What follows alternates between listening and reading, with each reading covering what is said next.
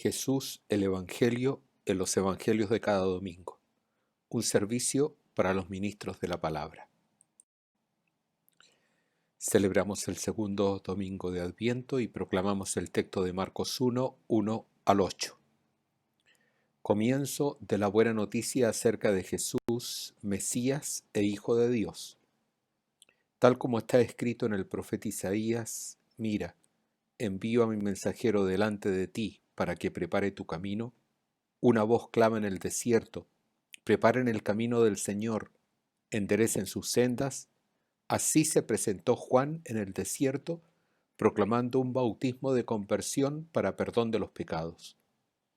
Todos los habitantes de la región de Judea y los de Jerusalén acudían a Juan, confesaban sus pecados y él los bautizaba en el río Jordán. Juan usaba un vestido de pelos de camello, llevaba un cinturón de cuero atado a su cintura y se alimentaba de saltamontes y miel silvestre, y proclamaba diciendo: detrás de mí viene el que es más fuerte que yo, y ante quien no soy digno ni siquiera de agacharme para desatarle la correa de sus sandalias. Yo los bauticé en agua, pero él los bautizará en el Espíritu Santo. El contexto nos permite darle los significados adecuados al texto, contexto literario.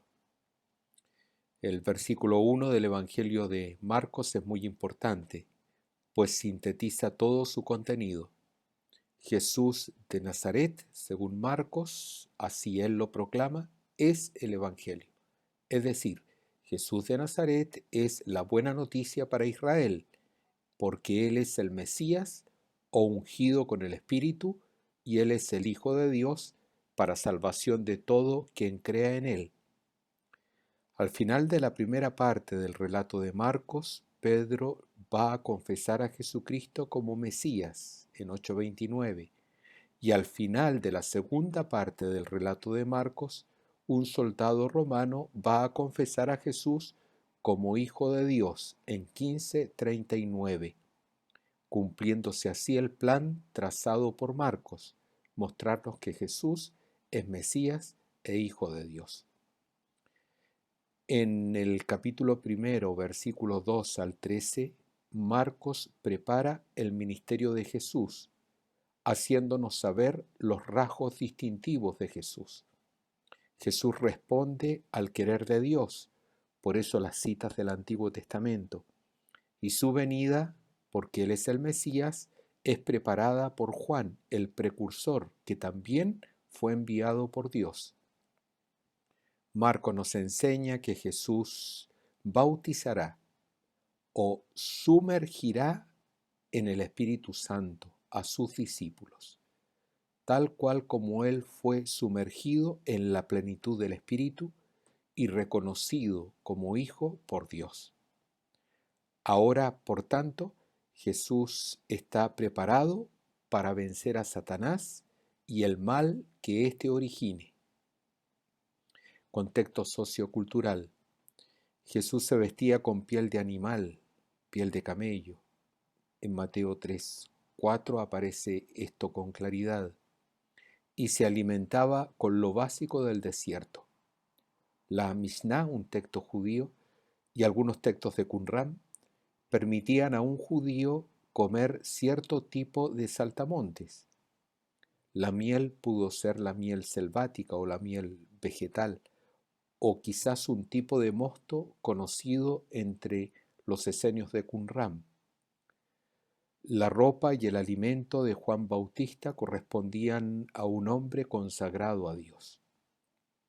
Aquellos que recibían o creían recibir un encargo especial de Dios mostraban con su ropa y con su vida que su misión respondía a la voluntad divina.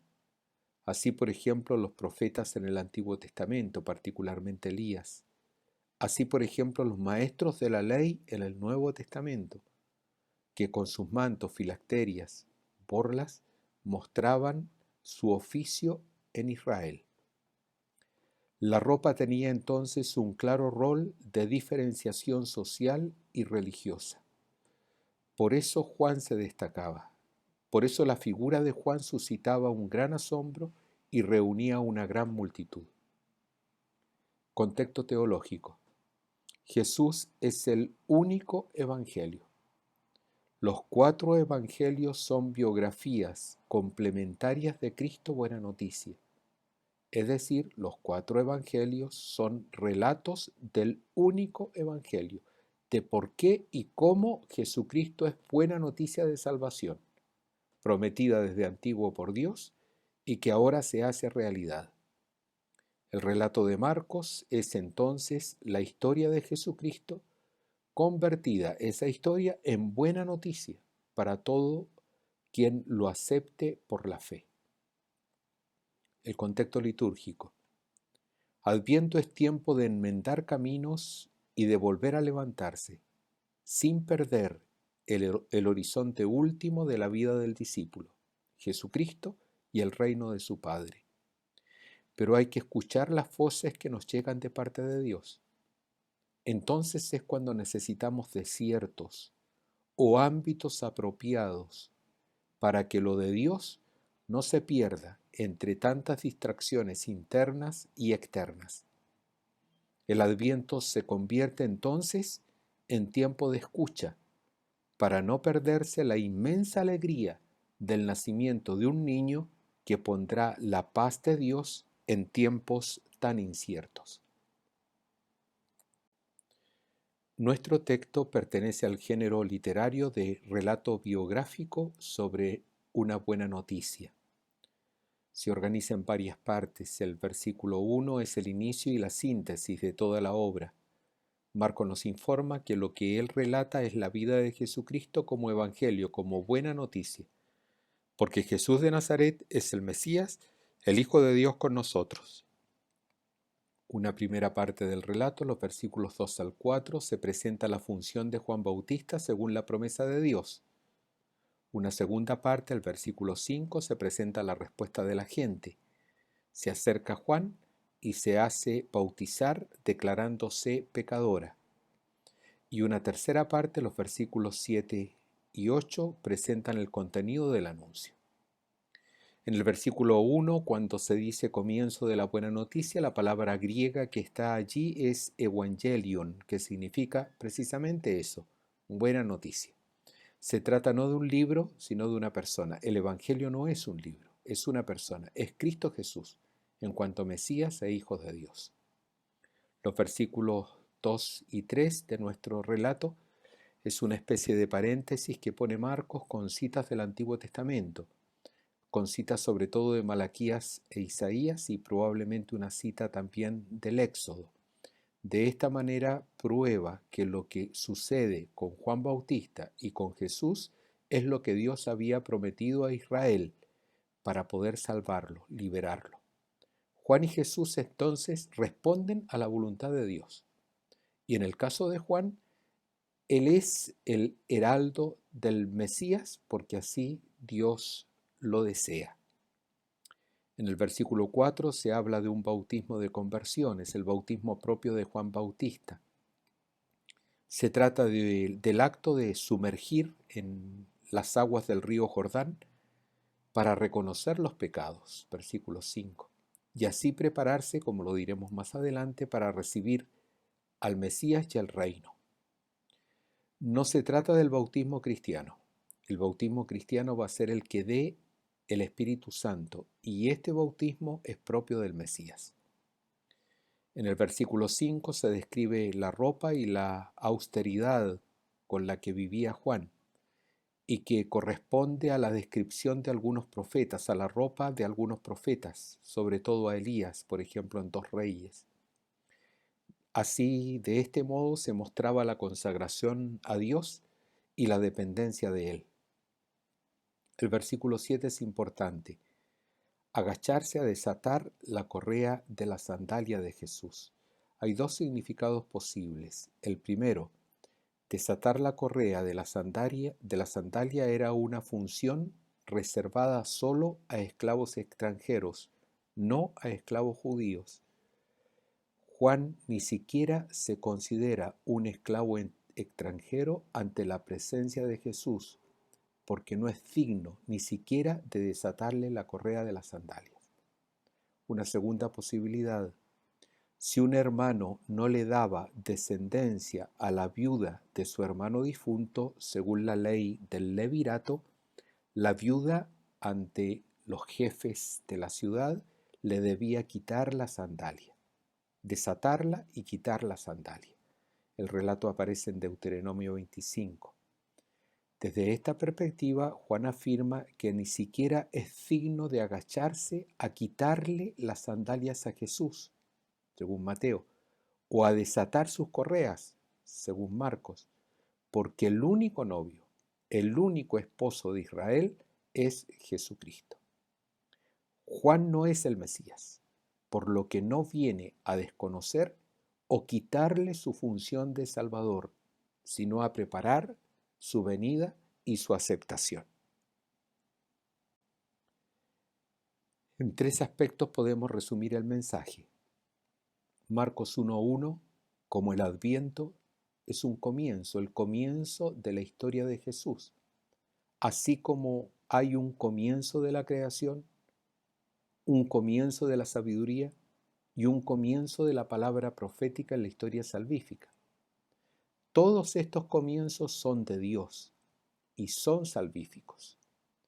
Marcos entonces nos anuncia ahora un comienzo que cambiará la historia, el de la presencia del Mesías e Hijo de Dios. Según Marcos, la labor principal de Juan es bautizar y proclamar la inminente cercanía del Mesías. Ahora bien, según el evangelista Juan, según el 4.º evangelio, Juan Bautista bautizaba en una localidad llamada Ainón, cerca de otra localidad llamada Salim. Son lugares situados en el Valle del Jordán, pero se desconoce su exacta ubicación.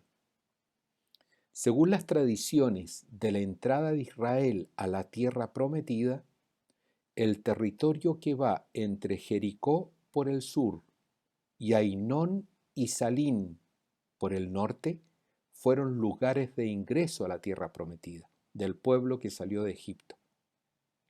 El bautismo de Juan entonces es un rito de inmersión que simbolizaba el arrepentimiento por los pecados, preparando así el nuevo ingreso a la tierra prometida, ya no encabezada por Moisés, ahora encabezada por el Mesías, por Jesucristo.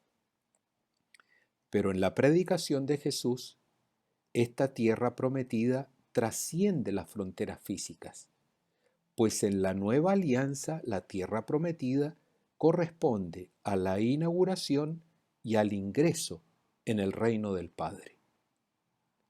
Pero el reino y la paternidad de Dios requieren otro bautismo, ya no el de Juan. El bautismo de la inmersión en el Espíritu Santo de Dios, para adquirir la condición de hijos e hijas del Padre y hacer realidad su soberanía cumpliendo su voluntad.